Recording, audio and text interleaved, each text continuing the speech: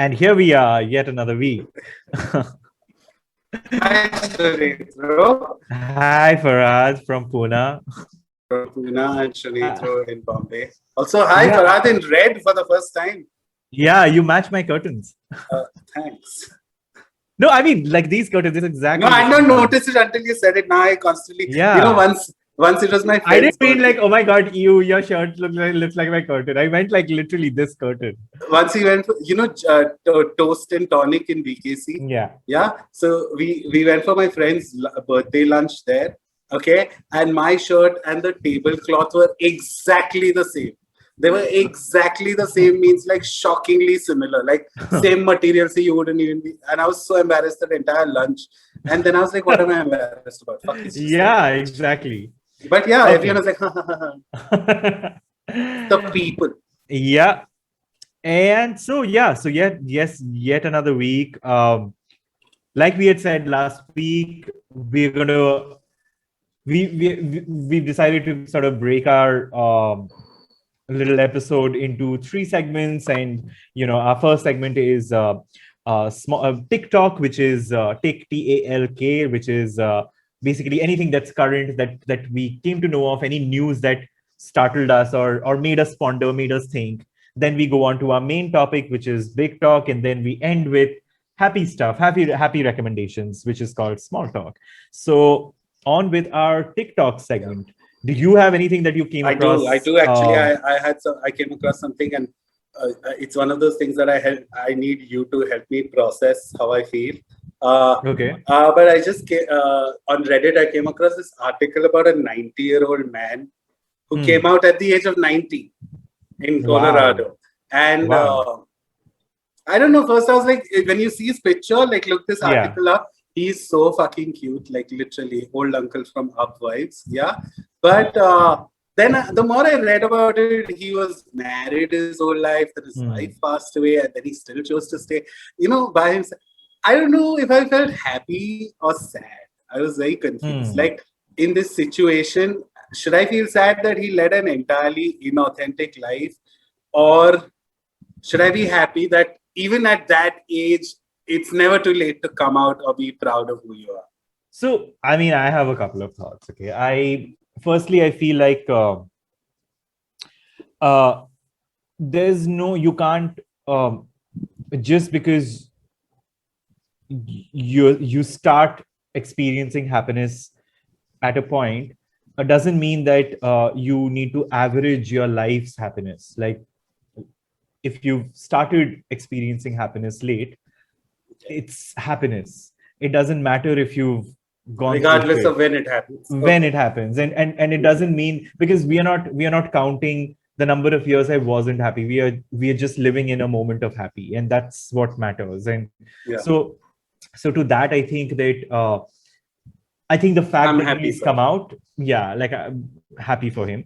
Yeah. The other is, who knew, like, I don't know, I haven't read this article, but was he living an inauthentic life, or was he unaware, or did he just No, realize he very, talks very about late? how he and his wife were great friends and he never actually cheated, and Hmm. she was his best friend and stuff, which is also sweet, right? Yeah, But then the yeah. more I read it, the more I was like, maybe his wife wanted a husband, not a friend, like, I don't know. I just couldn't Hmm. help but think, like, but again, you just see one picture of this guy and you're like, okay, I'm happy for him. He's I adorable. mean, to be honest, I mean, what's marriage even? Like, it is, at the end of the day, it is companionship, right? And Yeah, if you've got companionship, what's the difference between a gay man and a woman who's not, he's not attracted to, so living true. together, versus Mm. two people who are attracted after a point of time? The sexual impulses sort of, wither away. They kind of dissipate, and then all that's left is just friendship and companionship. and Yeah, and if they had which is that, why, yeah, this is such then a great great. point to go into our main conversation. I think I just feel like news like this, we get to know of these things. There's this lovely series that Grinder, the channel, like Grinder's YouTube channel does, which has old gays react to, and that's very Yeah. endearing, because it kind of gives a very different perspective, their view on current things, what was and what is. I feel like if we just try to live in the present and just hold on to our happiness, and it just reminds me of this beautiful quote from the R's, the Nicole Kidman and Meryl Streep film. There was this segment in which Meryl Streep sort of is trying to explain to her daughter that she had this epiphany of happiness when she was with this one person. And then she realized the larger epiphany was that it wasn't the beginning of happiness. Happiness never begins. Happiness just is in that moment. And you have to create every single moment, or you have to find every single moment, because we think we chase happiness as if it's a process that it starts and it will continue. That's not true. It's a lifelong pursuit. Yes. And I guess that's what, yeah. That's happiness. Yes. While you're saying that Live happiness comes and goes away, and Yeah. he's just started. Now he's going to go away. The happiness is gone. Yeah. Okay. Yeah. Let's take a break at this. Yeah, point. let's quickly take a break. That was TikTok for the week, and we'll come back with Big Talk. So, Big Talk for this week. Okay, let me start, because I had this conversation with you about it, and I read something a couple of days back, and on this podcast we've spoken about top, bottoms, and sides, and I've always spoken about how I feel like I identify as a side. And one of the things, I read this article which kind of questioned the idea of this dichotomy of tops and bottoms, when people are, one, attracted to each other, and two, looking to have sex with each other, three, going beyond even having sex with each other. So the question was, does this mean we have to adhere to this like binary of top and bottom? Like, do we need to ask? And that's that kind of, I mean, I just don't believe in this dichotomy at all. I really, really don't. But it's easier said than done. But now. I mean, or it was always the case. No, so I've come to a point where I've learned to express it. I've learned to sort of assert it. Previously, I didn't have another option, so I would have to tiptoe around, worst top, worst bottom, this, that. So I had to sort of walk on eggshells. But now I can assert what my truth is, where I am at.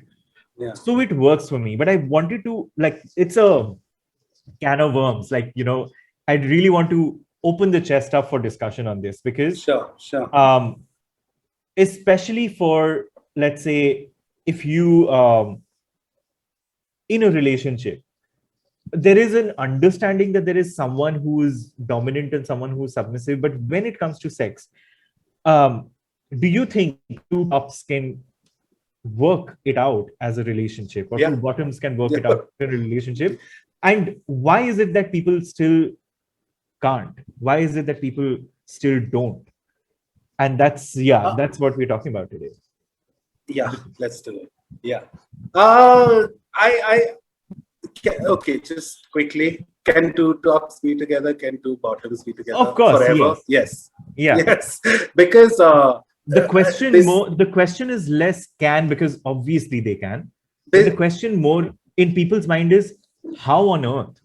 No, but that's because it's only later on in life that you realize that, hey, sex is not pivotal in a relationship. But I'm saying if sex is pivotal. If sex is pivotal, okay, if it is. I feel like, then figure it out. Do you want to be with the person, or do you want to be with their preference? You know what I mean? Like, if I was with someone, then regardless of what their choices are, or what they like or what they don't like, I would still work towards wanting to be with them. Yeah. So it's not something that I would choose as a deal breaker, is what I'm saying. I think the conversation you're having, which is very valid, is about looking beyond our sexual preferences. The conversation I'm having is keeping our sexual preferences and working around them. Like if Okay. I'm a top and I'm attracted to a top, how do I make it work with this person? How do I make it work with this person? If this person does not enjoy getting, fucked, and I don't enjoy getting fucked. And that's one of the things that most people who are Then attracted you decide if you still want to be with no, that that's person the and work. point. No, no. That's what it's not about. Then you decide.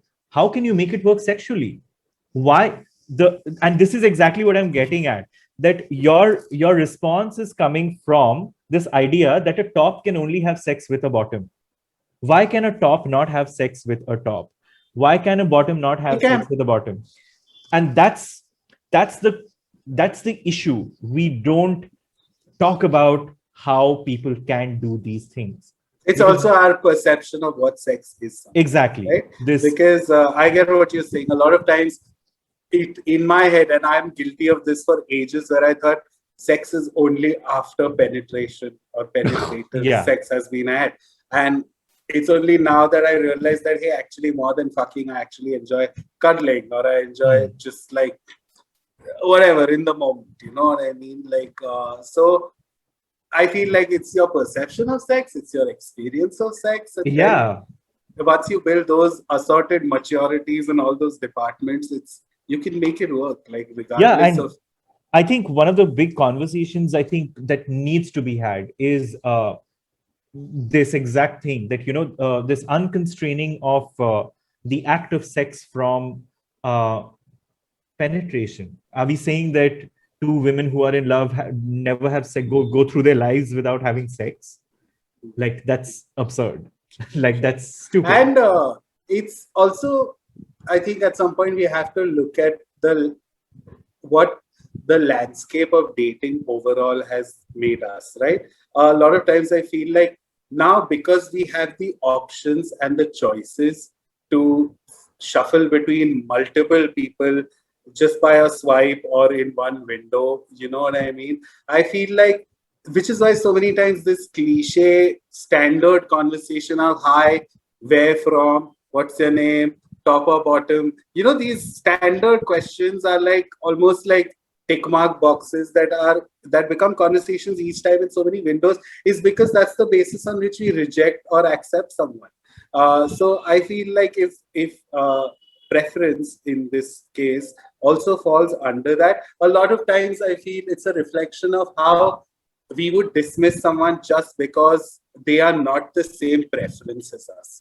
So, Hmm. for example, there are days, and this is, I'm not saying like this is a thing of the past for me. There are days that I feel like getting fucked like crazy, you Hmm. know. And if someone says, oh, they are a bottom two, then obviously I'm like, no, but I'm in the mood to get fucked, you know. Hmm. So what? Like, you know. But then I also realized that over time I don't formulate these plans only anymore. So again, it's a personal thing, but Hmm. I don't end up working on these. So I just don't go into those conversations only anymore. I'd rather just chat with someone and then go back to watching something or Hmm. falling asleep or playing video games or some shit like that. Hmm.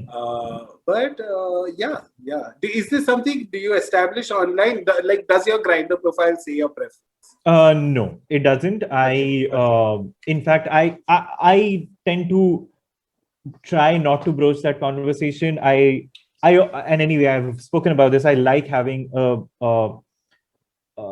certain amount, like a certain quantity of quality conversations before I approach someone in bed, because I just like, that's just me. Like, it doesn't, and that quality conversation could have been just like one evening worth of conversation, on text, and that could be it. But during that conversation, I like establishing things that I believe in, like, this whole top bottom dichotomy. I find it very arcane and archaic and silly, and I establish those things, and that kind of filters out a lot of people, because But how often do you come across someone online who shares this kind?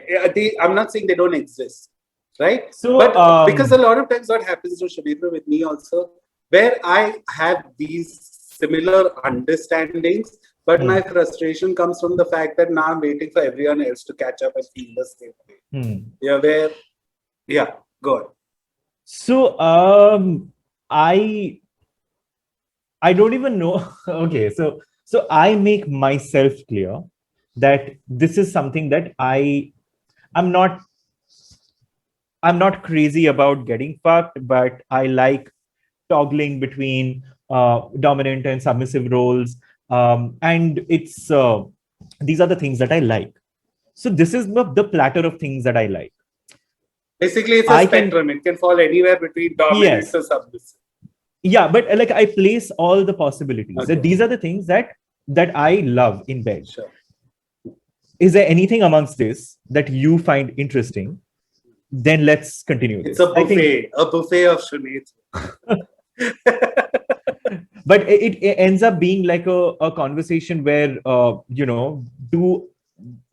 it's like I have 10 interests, that person has 10, and maybe three of our interests sort of collide, and we go ahead and explore those three things, in bed. And it just, I mean, I would say I've been fortunate. Also, there are times when I'm also very honest that, in terms of, I don't feel like topping sometimes. There are times, obviously, that I end up being the one penetrating someone.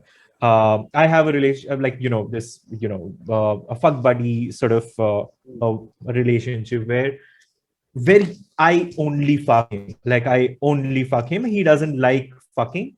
Um, why are you finding it funny? No, because of something I'm going through right now. But please Yeah. complete. I'll tell you. So I mean, that's something that we've established, and there are days when I'm not feeling like it, we just jerk each other off, and it's absolutely okay. So the point is, I'm honest, and I have time for sex twice a week, not more than that, only on my weekends. I only have time on a Saturday or a Sunday. So it's not like there is a number I'm trying to reach right now. And if I feel like, I I'm not, the available, suitors, so to say, just are not lining up with my thought. Yeah. Big fucking deal. I'm not going to go do something that I don't want to do. So yeah. It's so funny you said that when you said fuck buddies. So I'm in technically a new space again, right? I'm back in my hometown, and I don't have a lot of fuck buddies. Yeah, I have one who's not here. But long story short, lately I don't want to have sex, but I do want to like chill, and I want to orgasm. Yeah, basically with someone. So I've been trying this new thing, and maybe again it might shed some light on this conversation itself about how we all think. But a lot of times I've been trying this thing where when someone is like, "What are you looking for?" First of all, I have a saved phrase in my Grindr. You know those saved phrases? I have like a proper paragraph written whenever someone asks, "What are you looking for?" Because who knows what they're looking for at any time, right? And if I'm on Grindr, you pretty much know what I'm looking for, or I'm either wasting my time or I'm looking for sex. There's no, I don't think anybody else. In fact, when I come across profiles that people are like looking for love and looking for partnership, I'm all for it. I'm so happy for them, but I really hope they don't find it on Grindr. But so lately I've been trying this thing where I ask someone like, do you just want to come over and jerk off? We don't have to. We don't have to. I don't want to be in a situation where I don't know the person and oh my god, like not my type, whatever it is. I just want someone to come over and do you want to jerk? And so many times people are like, no, but I want to have sex, and no, but I want to. So a lot of times, what I'm trying to get at is why has the skew become such that first you predetermine what is going to happen in bed when actually in bed is when the most magically surprising things happen, right? In fact, I'm one of those people. I sometimes, you trip and you fall, or someone's elbow hits you in your suddenly. I find those things amazing and funny and cute, and it makes sex so much more fun, right? Like, either kuch katka toota or back spine mein kuch to bhi hua, and you get a little catch or whatever. Okay, I'm just describing my old person sex. You know what I mean? Like, I mean, if it's overplanned, it's not fun anymore. I completely agree. The spontaneity of sex is what makes sex so enthralling, right? And again, I repeatedly say this a lot nowadays, but this is something even I'm guilty of, because sometimes I know what I want and that's what I'm going for, so I establish it beforehand. But I feel like if I'm not doing it, then everybody else is also doing it anyways. So it's like a fucking cycle that I'm stuck in. But long story short, I've been trying to pitch this whole, hey, why don't you just come and jerk? We can just chill and maybe jerk off, and no blowjobs, no fucking, no making out even. I'm fine with no making out also. Like, you know, when I was growing up, that was a common thing to do. Like, we used to just jerk off, you know, like, okay, done.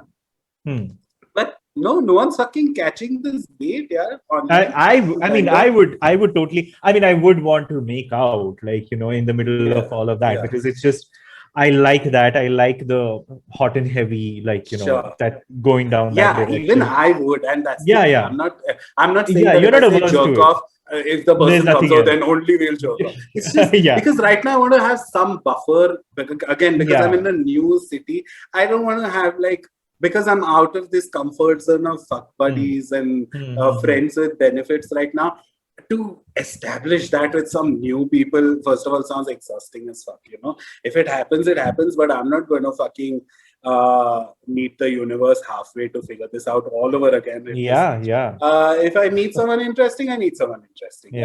But so I'm not averse to like, oh, let's not make out because we decided only to jerk off and all. But sometimes I'm like,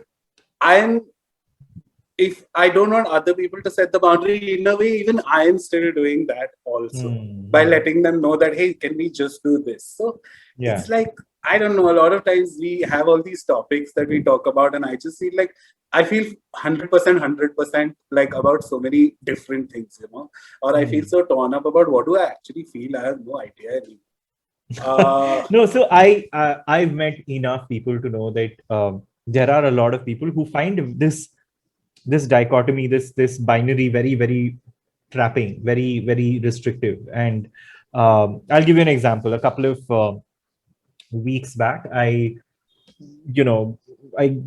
got chatting with someone on Grindr, and one thing led to another, and this person came over, and we ended up spending the whole night at mine. And of course, we chatted a lot, we talked a lot. It turns out that this person's new to this whole thing. You know, he's just about come out a couple of like a year or so back. So he's still discovering like sex, and so he wants to go slow. So we obviously got hot and heavy, but then we slowed it down because he was like, can we just cuddle? And so we were just naked in bed throughout, and we just cuddled, and you know, a little later I jerked him off, he jerked me off, and then we again slept, and then, you know, shit like that. So, and then you know, one of the consequent weeks he came over and he said, you know, I want to take sex very slowly, but I like what's happening here. So is that okay by you? I said, absolutely, why not? I mean, I just like, you know, so we just slept. We slept under the sheets, like naked, and spent enough time with each other. Like, you know, I told him that, listen, we are naked. I can't promise you that my dick won't be hard. Like, my dick will be hard throughout the night. So he was like, yeah, that's all right. So it was just so fucking comfortable, because I think here's the thing. When you take the performative aspect of sex away, it's such a joyous experience. The idea of having to perform for someone, having to, reach a goal for someone. I think when you take that pressure away, it's just a really, that's when you hit nirvana. I feel like that's when you're doing this for yourself, you're doing this for the mind, and you're doing this for some inner sort of, voice.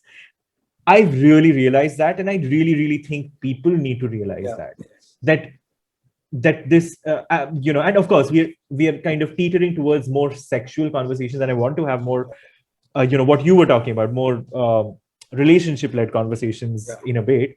But I feel like people need to realize that this is totally possible, and if we just break away from this, and just rise above it, and also bloody go out and explore your body, na? Matlab, there are so many So different that's things to what do I with was your gonna body. I was gonna get to that only.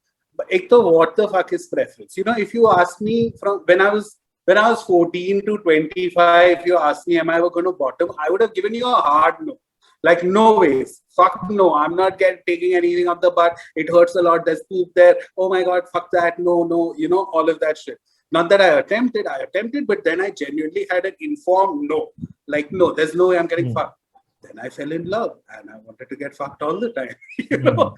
And then I've been very vocal about those 2 years of my bipolar phase where I was incapable of getting hard. So I was getting railed all the time. And that time I realized that fuck, I'm also like a great bottom. You know what I mean? And then once again, my boners were back and all of that. I was like mentally, I'm not even saying this is just depending on the stiffness of my penis or something, but I genuinely mentally right now, if you ask me, I do not want to get fucked. Even though I've had a phase where I wanted to get fucked all the fucking time. And I wanted to get fucked means I'm not going to be mild about it, but I was one of those, yaar, chota penis hai to nahi. If I'm taking the pains to fucking douche and go through the pain of getting fucked, then I want a rough ass fucking, you know, like I want a solid fuck, you know, like I want to be annihilated, basically. Like you are Pao, I am Bhaji. Okay? Sorry, I can't believe I just used Pao Bhaji as a sex reference.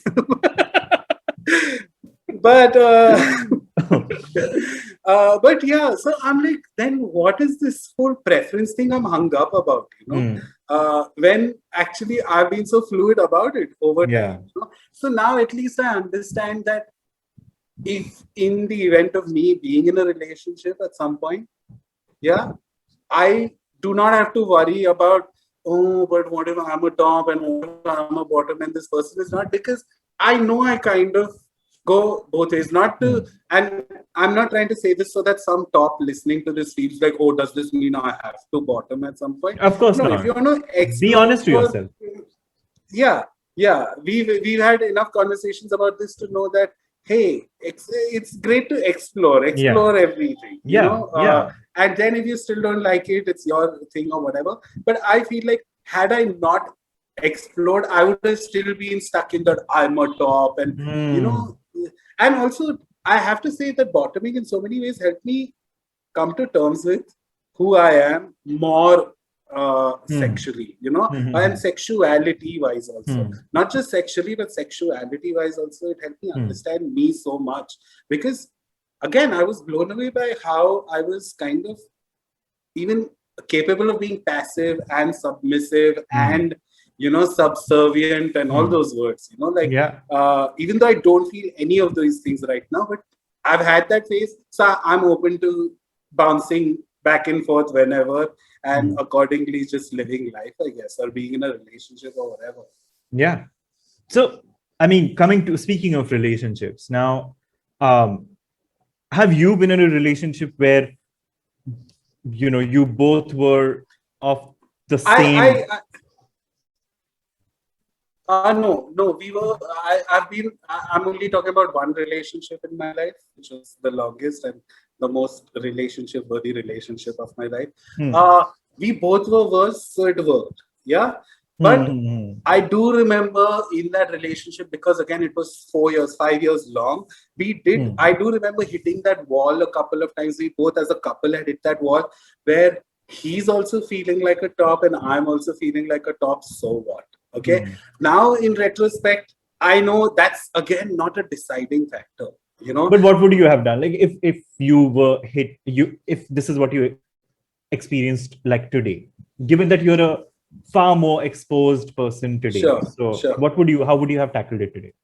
Now I would have realized that that's not the only way to be stimulated. First of all, fucking is not the only way. Hey, we can be intimate, we can still be passionate, we can still be all those things without the, oh my God, I'll have to like do this and bang and all of that. But sometimes I feel like I would have still, even if I'm not in the mood, I'll try it. Who knows? I might switch gears and suddenly be there.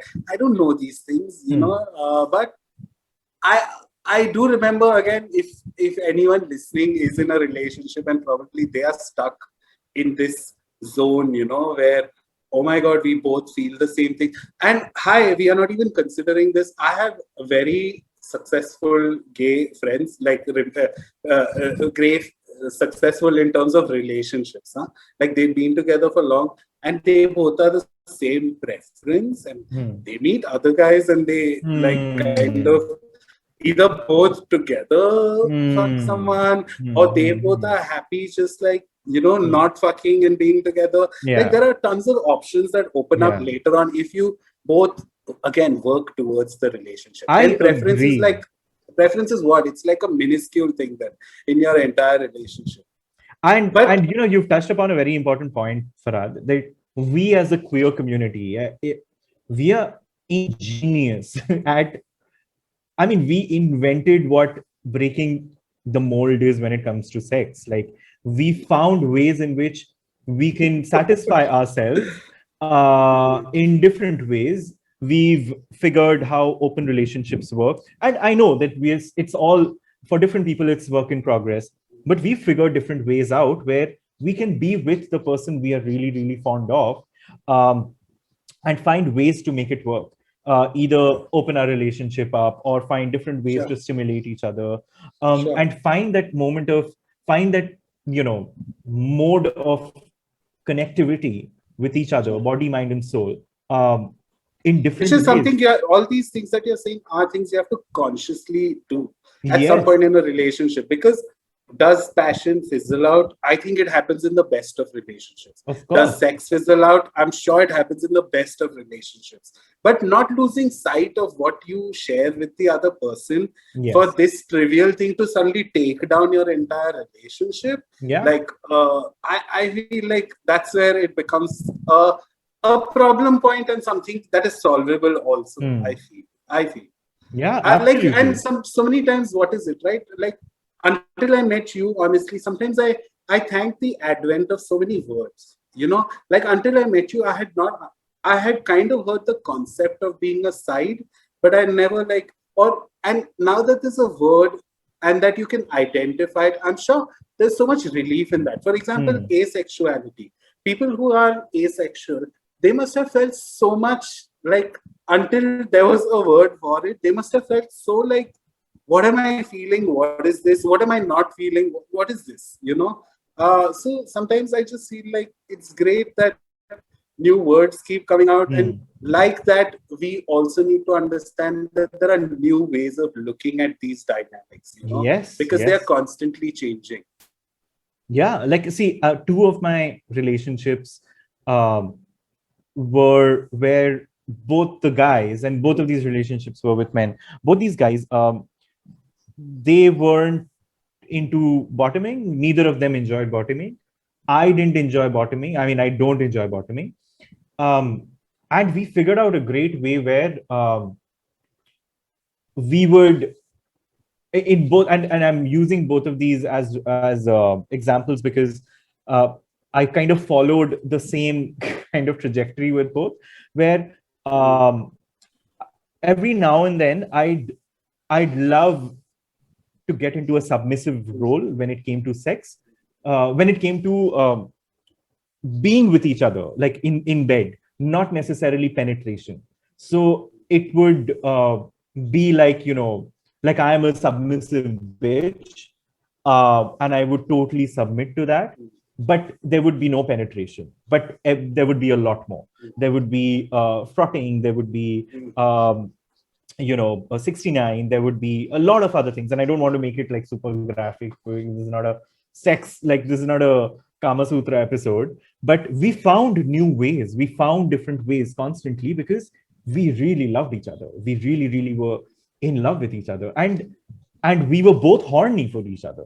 So if we are attracted, it's got to come out somehow. It's got to find its way somehow. We just found the way.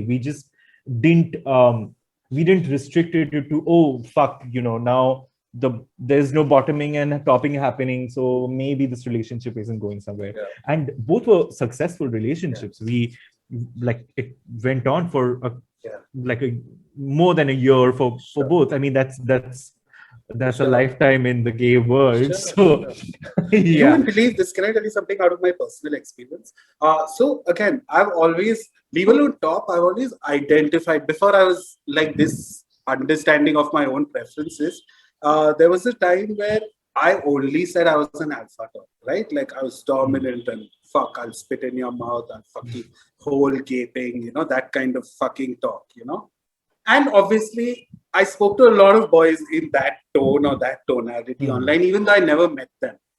And I was suddenly fast forward to this time when I was a good bottom for like 2 years, right? And but the thing is, I met some of these boys who I used to speak to as an alpha top. Yeah. And then I would meet them, I would suddenly be like, shit, I posed as like a full top, but right now I'm in my bottom phase. So how the fuck is it going to be? How the fuck is it going to be? And all of that.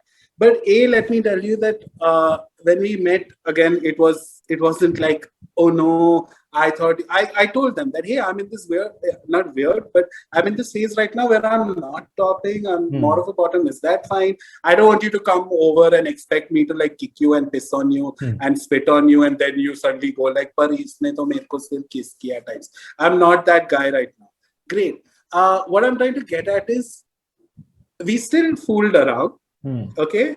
And I can tell you this much that I remember two boys especially in that phase who were like, okay, can I try topping you? And I was like, okay, sure. Since I'm a bottom right now, why don't you try it? And dude, I remember them constantly texting me, fuck, I did not know I would love it so much. Fuck, wow, I became a verse because of you. You know, like, that's how fluid this thing is. Like, yes. me, benchod maar dalunga types, you know, top, and they like, sorry, that's not what I actually said. I sounded like Army Hammer for a second in Hindi version. Army Hammer. You didn't sound like Army. You sounded like someone from my hometown, Ranchi. Like no, but you know Army Hammer with his whole. Of course, yeah. I will cut you. Yeah. I was like maar dalunga and all. No, but you know, I was trying to project that constantly, and then these boys were projecting their side to me. But when we actually met, we entirely switched. You know what I mean? For them to assume my role and for me to be their role. That's why I stopped questioning this whole. Absolutely. I entirely like, what is it? And again, like most things that we discuss, I feel like this only comes with age. I agree. It only comes the number with of experiences.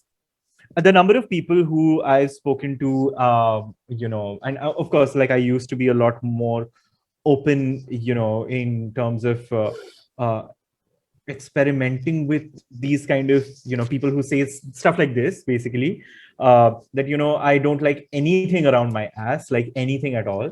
And the number of people who've said that and I've rimmed them and they just go like quiver. Yeah, changed. Completely. So I'm like, like, you know, what the fuck? Yeah. So I mean, now it's come to a point where I just like, I don't have the bandwidth to like deal with that. So I don't even engage with stuff like that. But that's the thing. Like, for example, I don't like stuff in my bum. Like, I don't like a penis in my bum. Now, however, I've used dildos and vibrators which are bigger than peni, which I enjoy, but I don't like a live human penis in my bum. Now, I can't explain it. Can I tell you the most shocking thing I saw this week? It's a little trend on YouTube I've seen. You know what I'm about to talk when you said this fake versus real penis. Basically, there's a new YouTube trend with a lot of gay couples are doing, and I find it quite repulsive, honestly, to see. But basically, the bottom is bent over in front of the camera, and because it's YouTube, you can't be nude. Oh yeah, right? like whether it's a toy or a penis. Yeah, whether it's a toy or a real penis. And oh my god, I actually thought, would I know the difference, or I would know the difference? I feel like I would know. Yeah. Like if I didn't like it, I know it's a penis. Yeah.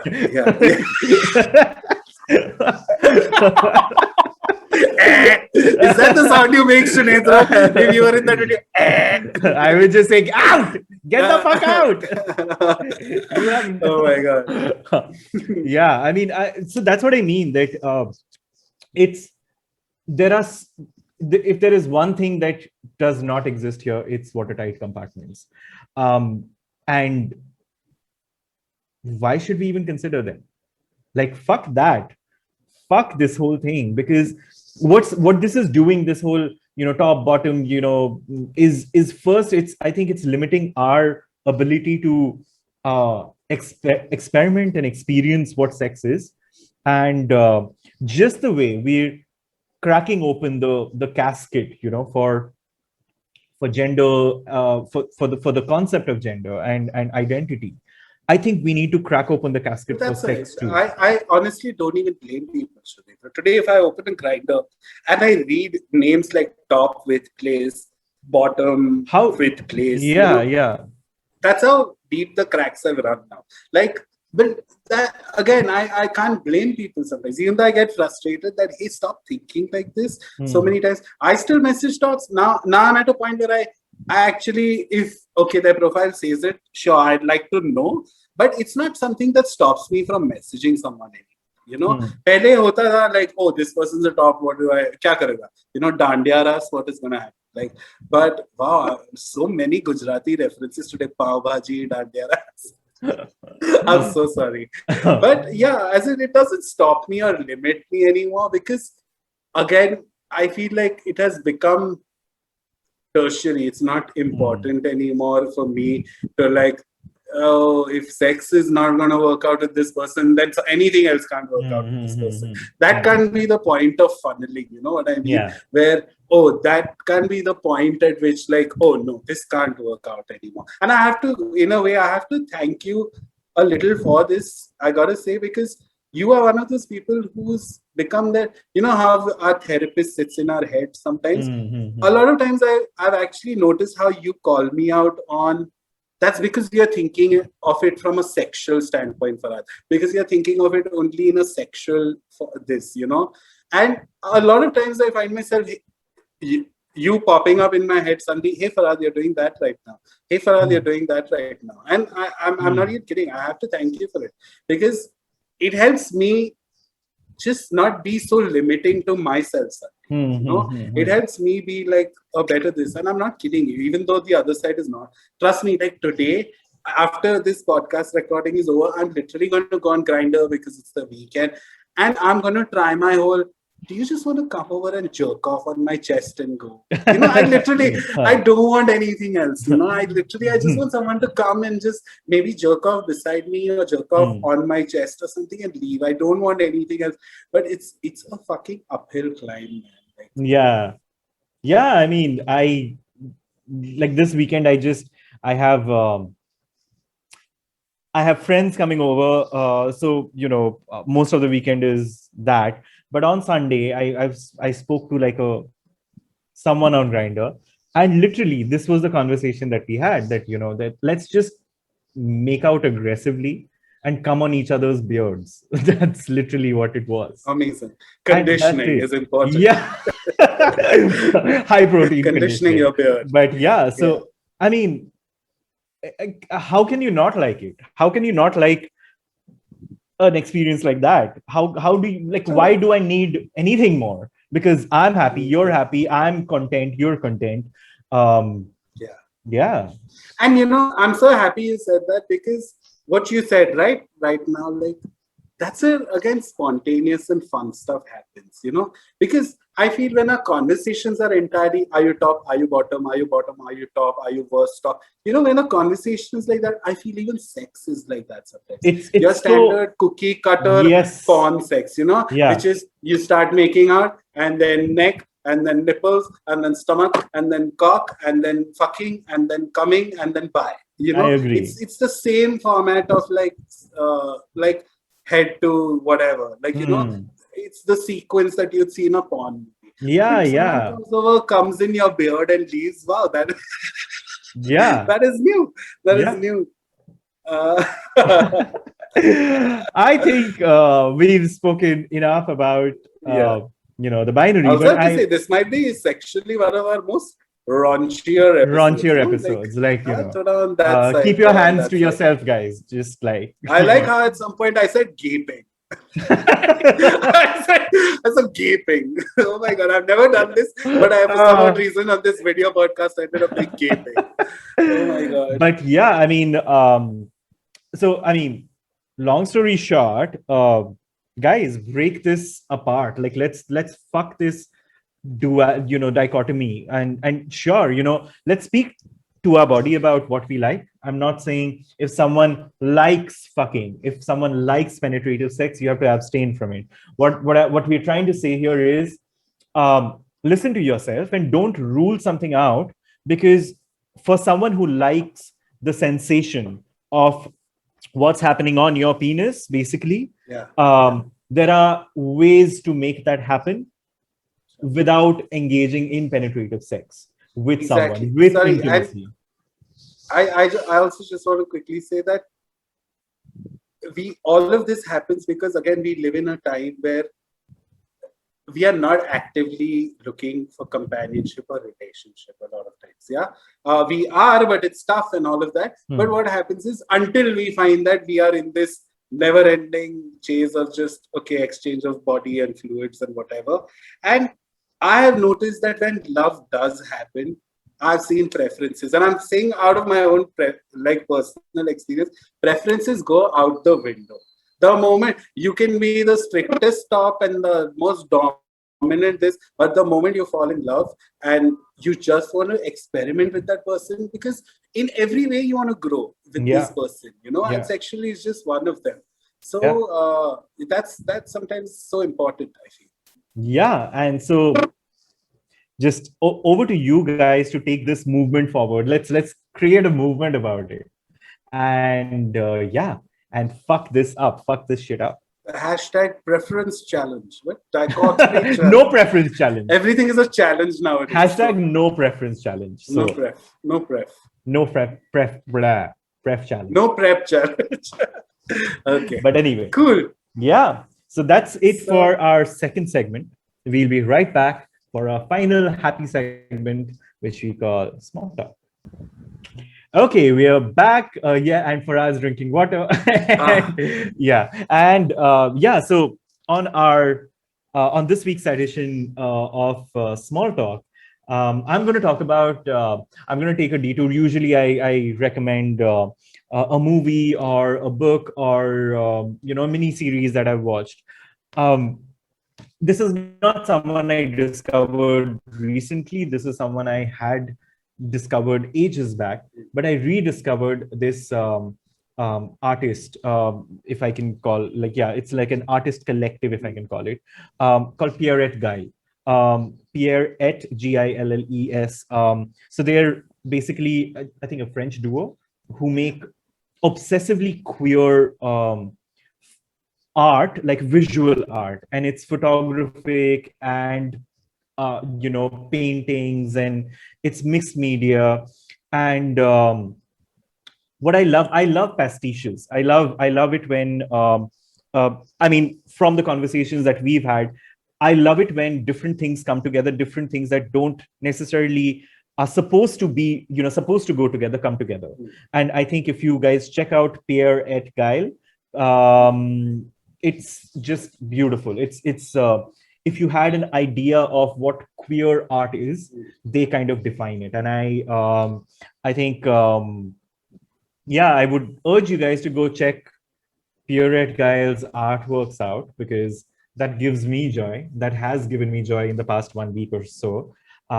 Because I've actually been working on a couple of on getting inspired for a new round of artworks that I want to do. So I happened to kind of revisit Pierrette Guile, and it was just like it threw open like new ideas, and I can't wait to start painting stuff and start making new art. What about you, Parag? Very again, unconventional recommendation this week. This week, I'm going to recommend a video game. You're going to recommend a video game for the first time. Okay. So I recently was out for dinner, and I was talking to a friend, and he was like, "What's it like being to Pune?" And the thing is, my friend, his mom suffers from dementia. Okay. And I was telling him how my experience right now is with my dad, because my dad has dementia, and it's now that I'm living with my dad a lot, like I'm understanding how tough this is on me. And he happened to recommend this game to me called Unravel, and touch wood, luckily I have so for whoever's a gamer, it's available on Xbox One, it's available on PlayStation 4, and it's available on PC, Windows PC. So I played it on the Xbox. Luckily, I had one, and it is the most beautiful game I've played. Like visually, it is stunning. And I'm just gonna quickly say the premise and Yeah. why it hit so hard for me, and I know why this person recommended it to me. It's about a very old woman, okay, who's losing her memory slowly. Okay, so she accidentally drops her ball of yarn. Okay, in the beginning of the game, and you play as the ball of yarn trying to find her memories for her. That's beautiful. Oh my god, just see the trailer of this. I'm getting goosebumps just telling you about this game. It is stunning. I have never seen game design like this. And the beauty of it is, I looked it up. It's made by one person. Wow. Like the game is entirely designed by one person. Usually there's a team of hundreds of people to make one video game. This is entirely made by one person. And so much I'm so excited because it is such an indie classic that Unravel 2 came out recently. Wow. So and it's got even better ratings than the first one. So I can't wait to see. But long story short, it's about a ball of yarn helping an old lady get her memories back. Stunning. I cannot tell you how beautiful this game is. And awesome. Just the music, it's sweet, and I can't describe it. It's beautiful. So Unravel. That's my recommendation. Amazing. On another note, we just have around 5 minutes left. But are you looking forward to the? Did you watch the BAFTA nominations, by the way? Are you following the award season? I nowadays only Instagram follow everything. So I know Al Pacino fell asleep. I know who won. Like quick, whatever I get from the internet, I soak up. But I don't actively sit and watch award shows. Yeah. No, so I know the Grammys are coming up now. Yeah, so Monday is, Grammys in the next few days. And when we will air this, it's going to be yesterday. So Grammys were yesterday. So it's on Monday. Okay. It's on, yeah. So, and Oscars, the Oscar nominations will be announced. And what I can't wait for is this year is a marquee year for just, again, breaking open this entire definition of what an Oscar movie is. Because if you look at the directors, if you look at the themes, they're so not your Oscar biopic, and I can't wait to talk about that in the coming weeks. I'm sure I'll have recommendations. I was livid when I saw White Tiger right beside Nomadland. I was like, no, but it's just been nominated for best actor. Oh my god, I'm gonna get all the Priyanka Chopra gaze on my ass for saying this, but I couldn't stand that movie. I didn't like it either. Apart from the soundtrack. But what the reason I was mentioning BAFTAs is because they threw a couple of curveballs. You just did not expect these many curveballs to be thrown in, not even the smaller categories, in major categories. Like Best Director has 3 foreign film directors. 3. And that's insane. That has never happened. You have foreign film actors, who've been nominated across, best actor, best actress, stuff like that. Movies that have gotten very little press but really good critical ratings have gotten nominated. And I feel like what they did was they changed their entire nominating sort of body. And as a result, there's been this massive influx of your people who also how does the pandemic, won't it affect, so a lot of movies did not release this year. So the rules changed. The rules changed completely, where there used to be a rule of at least a week or a fortnight long qualifying run in the theaters. So that's completely gone out of the window. And as a result of that, a lot of small films which wouldn't have the budget to release in a theater now are eligible. So Okay. it's kind of made it so much easier for smaller films to kind of get noticed because I was honestly everywhere. worried that only Tenet will keep winning the Oscars, and I couldn't Yeah. stand that movie also. Yeah, like, yeah. Because it got a release. I and it am was the so first glad. I'm so glad. It's Yeah. just like, Yeah. yeah. I was so disappointed with Tenet, but Yeah. Yeah. but yeah, that's a chat for a different episode. But yeah. Done. So Okay. as usual, it's amazing talking to you. To everyone, please do send your feedback on whether you're liking the new format. What do you want us to talk about? Yeah. Hope you guys have a great week. Same. And hope you have a great week. Bye. Bye.